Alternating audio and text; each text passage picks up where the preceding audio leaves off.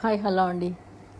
ఎప్పుడు కొబ్బరి పచ్చడి, పుట్నాల పచ్చడి ఇది కాకుండా అల్లం పచ్చడి ట్రై చేయండి. చాలా బాగుంటుంది. సింపుల్గా ఈజీగా చేసుకోవచ్చు.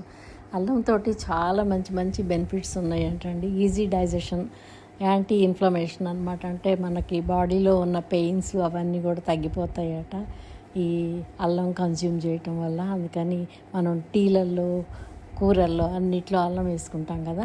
అచ్చంగా అల్లం పచ్చడి చాలా చాలా బాగుంటుంది. ఇందుకోసం నేను ఒక 3 ఇంచుల అల్లం తీసుకున్నాను. ఒక 15 పచ్చిమిరపకాయలు తీసుకున్నానండి. పచ్చిమిరపకాయలు కరిగి ముందుగా కడాయిలో నూనె వేసుకున్నాను కదా. ఆ వేడైన నూనెలో ఈ పచ్చిమిరపకాయలు వేసేసుకున్నాను. ఇందులో ఒక 4 స్పూన్లు అంటే 4 టేబుల్ స్పూన్లు పచ్చిశనగపప్పు వేసానండి. అవి కూడా లైట్గా వేగాలి. అంటే అన్నీ కలిపి వేగిపోతే సరిపోతుందన్నమాట. ఇప్పుడు నేను 3 స్పూన్ల వరకు మన మినపప్పు కూడా వేసుకోవాలన్నమాట. ఈ పచ్చడి ఇడ్లీలోకి, దోశల్లోకి, స్నాక్స్లోకి అన్నిట్లోకి చాలా చాలా టేస్టీగా ఉంటుందండి. పిల్లలు కూడా ఇష్టంగా తింటారు. 3 స్పూన్ల వరకు ఉరద్దాలు అదేనండి మినపగుళ్ళు కూడా వేసాను ఇందులో. ఈ పచ్చడి వదండి. కాకపోతే అందుకే మనం ఎక్కువ క్వాంటిటీ చేసుకోవాలంటే మరిన్ని పచ్చిమిరపకాయలు, పచ్చిశనగపప్పు, మినపగుళ్ళు యాడ్ చేసుకోవాలన్నమాట. ఇందులో మరో ముఖ్యమైన ఇంగ్రీడియంట్ ఏంటంటే చింతపండు అండి. నేను పెద్ద లెమన్ సైజ్ అంటే బత్తాయి సైజు చింతపండు తీసుకొని ముందుగా నీళ్ళలో తడిపేసుకొని దాన్ని చింతపండు పెట్టుతున్నాను దీనిలో.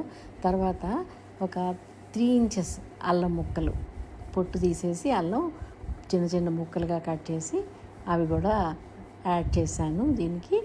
ఇది మగ్గిపోవాలండి బాగా. అవేమో పప్పులేమో వేగిపోతాయి, ఈ పచ్చిమిరపకాయలు, అల్లం మగ్గిపోతుందన్నమాట.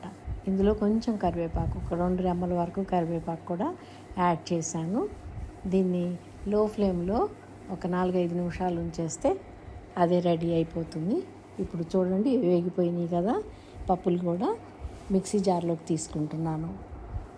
వీటన్నిటిని మిక్సీ జార్లో తీసుకోనండి మనం మెత్తగా గ్రైండ్ చేసుకోవాలి. కొంచెం నీళ్ళు కూడా యాడ్ చేసుకోవాలన్నమాట. ఇందులో నేను ఒక 3 స్పూన్ల వరకు బెల్లం పొడి అండి. బెల్లం కానీ మీ దగ్గర లేకపోతే పంచదార అయినా వేసుకోవచ్చు. టేస్ట్కి సరిపడా సాల్ట్ కూడా యాడ్ చేసేసి కొంచెం నీళ్లు పోసేసి మెత్తగా గ్రైండ్ చేస్తున్నాను. చూడండి ఈ కన్సిస్టెన్సీలో ఉంటే సరిపోతుంది పచ్చడికి మనం తాలింపు వేసుకోక్కర్లేదు సపరేట్గా. నేను అడుగున కొన్ని పప్పులు ఉంచాను కదా, పచ్చిశనగపప్పు, మినపప్పు, వాటిని దీనిపైన చల్లేస్తే సరిపోతుందండి. స్పెషల్గా తాలింపు కూడా దీనికి అవసరం లేదు. చాలా సింపుల్గా, ఈజీగా, అద్భుతంగా ఉంటుంది టేస్ట్. ట్రై చేస్తారు కదా, లైక్ చేయండి.